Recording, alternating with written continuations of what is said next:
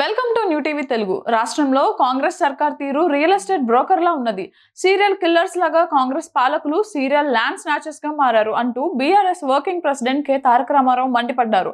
తెలంగాణ ఉద్యమాలు, త్యాగాల ఆధారంగా ఏర్పడిన యూనివర్సిటీల భూములను రియల్ ఎస్టేట్ కోసం వాడడాన్ని సహించబోమని తేల్చి చెప్పారు.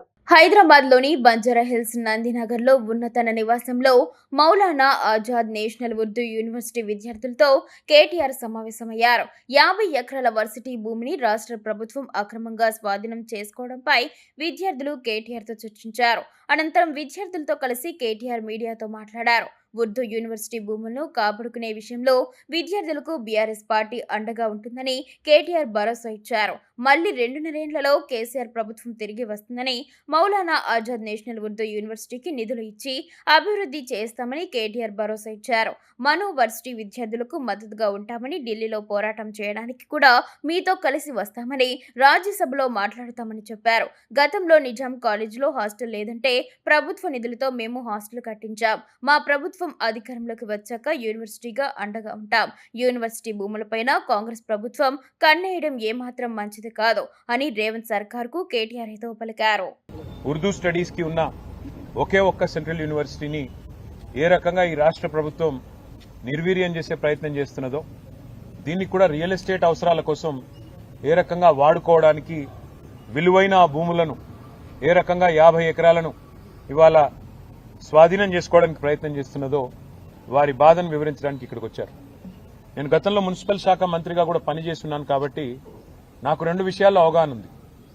ఒకటి, ఈ మౌలానా అబుల్ కలాం ఆజాద్ యూనివర్సిటీ ఏదైతే ఉన్నదో, వీరు గతంలో కూడా హైదరాబాద్ ఇన్ఫ్రాస్ట్రక్చర్ అవసరాలకు సంబంధించినంత వరకు ఎప్పుడైనా కూడా సహకరించారు. ఎప్పుడైనా కూడా ముందుకొచ్చి హైదరాబాద్ ముందుకు పోతుంది అంటే మాత్రం వారు కూడా మనకు అండగా నిలిచారు. 32 ఎకరాలు, ఎందుకంటే ఓఆర్ఆర్ని అంటుకునే ఉంటుంది యూనివర్సిటీ, ఓఆర్ఆర్ కూడా యూనివర్సిటీ ల్యాండ్లోంచి పోయింది. అది అడిగినప్పుడు ఆనాడు కాంగ్రెస్ ప్రభుత్వమే ఉంది, 32 ఎకరాలు అప్పుడు కూడా ఇచ్చారు. తర్వాత బీఆర్ఎస్ గవర్నమెంట్ వచ్చిన తర్వాత ఆ ఖాజాగూడ చెరువు నుంచి యువతల గచ్చిబౌలి టు అటు నానక్రామ్ కూడా ఒక లింక్ రోడ్ తీయడానికి ల్యాండ్ అడిగితే 7 ఎకరాల స్థలం అప్పుడు కూడా యూనివర్సిటీ ల్యాండ్ అప్పుడు కూడా వాళ్ళు సహకరించారు. అప్పుడు కూడా వారి యూనివర్సిటీ కాంపౌండ్ వాళ్ళు కూడా వెనక్కి జరుపుకొని వారు మనకు రహదారి ఏర్పాటు చేయడానికి అవకాశం ఇచ్చారు. అంటే ఎందుకు చెప్తా ఉన్నానంటే, హైదరాబాద్ నగర విస్తరణకు, హైదరాబాద్ ప్రజల అవసరాలకి, హైదరాబాద్ పురోగమనానికి ఎన్నడూ కూడా యూనివర్సిటీ వ్యతిరేకించలేదు.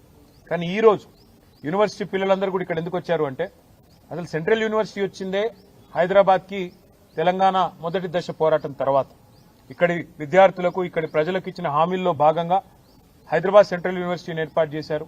ఆ తర్వాత క్రమంలో మరొక సెంట్రల్ యూనివర్సిటీ మరి అబుల్ కలాం గారి పేరు మీద పెట్టిన మను కూడా పెట్టారు. పెట్టిన తర్వాత ఈరోజు ఆ స్థలాలకిచ్చిన, ఆ విశ్వవిద్యాలయాలకు ఇచ్చిన భూములను తిరిగి వెనక్కి తీసుకుందామనే ప్రయత్నం ఏదైతే ప్రభుత్వం చేస్తున్నదో, ఇది నిజంగా కూడా తీవ్రంగా గర్హించదగ్గది, తీవ్రంగా వ్యతిరేకించదగ్గది. ఇంకోటి, మనం చూస్తూ ఉంటాం సినిమాల్లో, టీవీల్లో సీరియల్ కిల్లర్లను చూస్తుంటాం. అట్లాగే ఈ కాంగ్రెస్ ప్రభుత్వం ఎట్లా ఉందంటే సీరియల్ స్నాచర్ వీళ్ళు. ఇది మొదటిది కాదు, ప్రభుత్వ భూమి వీళ్ళు లాక్కునే ప్రయత్నం చేస్తున్నది. వీళ్ళందరికీ మేము ఇస్తున్న మాట, మాకు గతంలో మా అనుభవం, నిజాం కాలేజీలో అక్కడ మహిళా విద్యార్థినులు వచ్చి ఒకరోజు అన్న మాకు హాస్టల్ కట్టివ్వండి అంటే హెచ్ఎండిఏ నిధుల నుంచి అక్కడ హాస్టల్ కట్టించాం. అట్లాగే మౌలానా యూనివర్సిటీలో కూడా నేను ఇవాళ పిల్లలందరికీ చెప్పాను, సరే ఈ గవర్నమెంట్ ఎట్లాగూ వీళ్ళు గుంజుకునేటోళ్ళు తప్ప ఇచ్చేటోళ్ళు కాదు కాబట్టి వాళ్ళకి ఏం చెప్పిన నేనంటే, మళ్లీ తిరిగి 2-2.5 ఏళ్లలో కేసీఆర్ గారి ప్రభుత్వం వస్తుంది.